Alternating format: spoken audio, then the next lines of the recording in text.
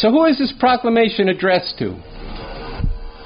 Well, it says here on the front page, to everyone who can't stand the world the way it is, who is sick and tired of so many people being treated as less than human.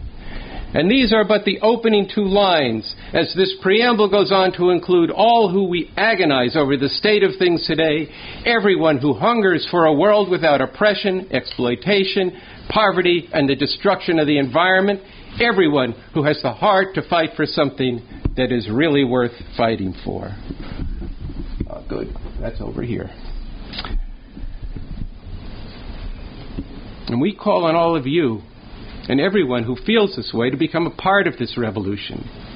And those of you who are here tonight at Revolution Books, or who are watching online at the RNL show, and those of you who support or sympathize with, or who are themselves Revcoms, are you taking this out and putting this before everyone who's described in that opening paragraph? And if so, we want to learn from your experience. And if not, why not? Why not? We can discuss that tonight. Because there is no revolution without millions of people. And it's got to start with hundreds and thousands, and they have to know about it. And that depends on all of you. For this is a stark fact. A revolution, when the conditions present themselves and the initial thousands have been organized, then requires millions to overthrow the system that we live under. And if you're keeping this message from the masses of people who do care but don't know about this revolution and the leadership we have, then the seed of this proclamation will not bear the fruit of a radically new emancipating society, a new radically emancipating way that people could live here and around the world. And that would be a great crime. So let's take a look at the statement as it's put on the broadsheet, which again needs to be distributed far and wide and find its ways up onto the walls, in the streets and in the stores and community centers, in the schools, on the bulletin boards. Everywhere there are people who are described in this opening paragraph. I want to briefly point to three things that are in this first column here. Number one, we base ourselves on an understanding of what is the problem. And in doing that, we base ourselves on the scientific method and approach that Bob Avakian has brought forward that enables us to understand what is the problem we face. Number two, that problem and this method reveals that it is the system of capitalism imperialism that is the source of all the outrages and madness that people are subjected to here and all over the world. And we draw special attention to the existential threat to the survival of humanity and much of life on Earth in the present danger of world war between the U.S. and Russia and China, as well as to the existential threat to the environment that is brought on by this system of capitalism imperialism. And the third thing that's gone into in this opening section of the declaration, the proclamation, We Are the Revcoms, is that the very extremeness of the time we live in, and particularly the sharp divide among the rulers of this system in this country, opens up the unusual, the rare, and the unique time when a real revolution to overthrow this system could be possible. I'm going to read now what it says about this possibility.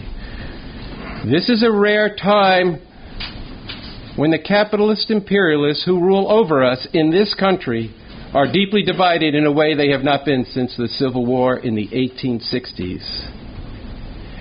And the country is being ripped apart, with one section of the ruling class moving toward an outright fascist form of rule, with the other fighting for the horrific way things have been. They cannot resolve these differences. They cannot resolve these deep divisions and hold the country together on the basis of the normal way this system has operated.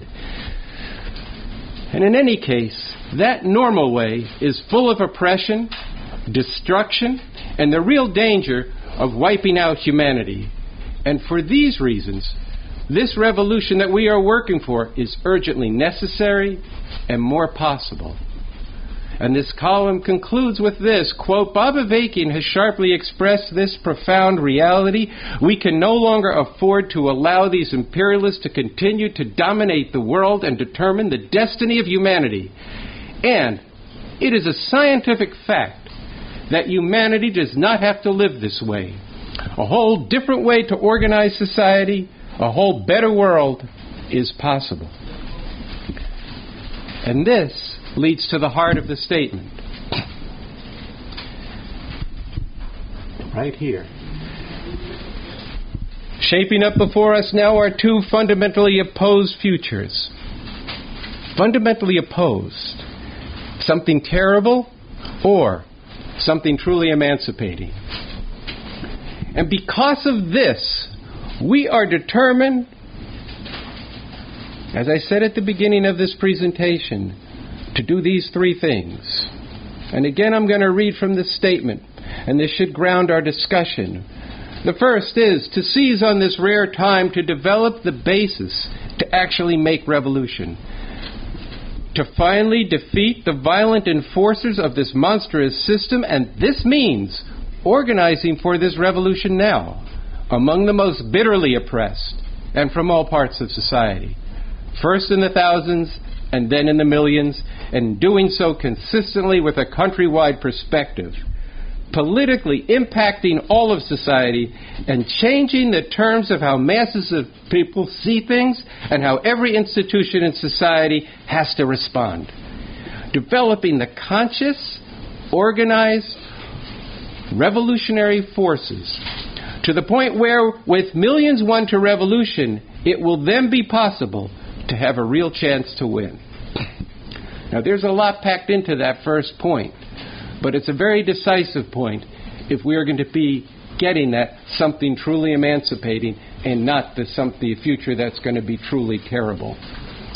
The second point, it says in the center of the column of this broadsheet, to abolish this system with all of its oppressive institutions and its governing U.S. Constitution, a document written by and fundamentally serving the interests of slave owners and capitalist exploiters, from the founding of this country down to today, a document that restricts the notion of freedom to what is possible within the killing confines of the system of brutal exploitation and murderous oppression. Again, that's a deep point, that the freedom of this Constitution that we live under is restricted to the killing confines of this system of brutal exploitation and murderous oppression. Number 3, to establish a far better system based on the Constitution for the new Socialist Republic in North America written by Bob Avakian, which provides a sweeping vision, a firm foundation, and a concrete blueprint for bringing into being a society and ultimately a world free from all forms of slavery, all exploitation and oppression based on class, race, sex, and gender, all relations in which one part of humanity is subordinated to and dominated by others.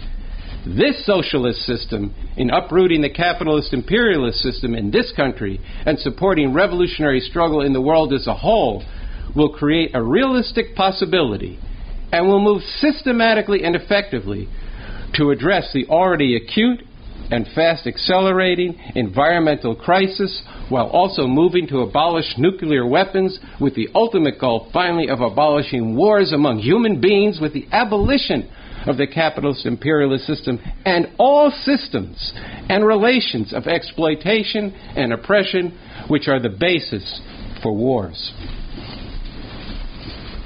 So how do we go about doing this? Well, that's what's in the third column, where it outlines that we have the method, the strategy, and the plan to make this real. So to make what I have so far outlined from this statement a real revolution is a really big deal. I'm not going to kid you, and we're not kidding you. It's a hard road. It's a road that's going to require a lot of sacrifice. But there is no other way out of the madness of the society today and the terrible future that is unfolding before our eyes almost every week So don't hide your eyes. Don't cover your ears. And in 1,000 ways, don't avoid the reality, both the horror and the potential for a real revolution that requires sacrifice, but yes, for a liberating future. Don't turn away, stick your head in the sand, or make excuses to go along with the way things have been, standing apart from or even bad-mouthing the revolution. So let's not throw away this rare opportunity to be a part of bringing something much better into being.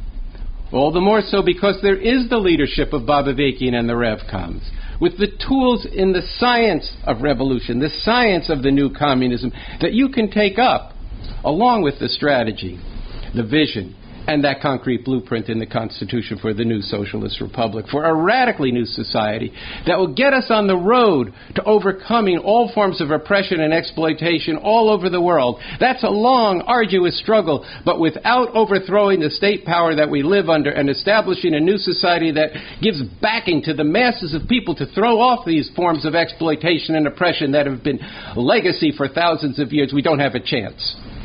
But with this, we have a chance. So look, we can get into as much of this tonight as you want, or as we have time for, and as much as I can hold up for, but let this be the beginning of an urgent, liberating process to fight for the future of humanity. A crucial start of this process is spreading this manifesto, this proclamation, this statement, this broadsheet, whatever you want to call it. We are the Revcoms, far and wide, digging into it as we will begin to do tonight. This year, we're putting revolution on the map, and we're calling on all of you to be a part of doing that.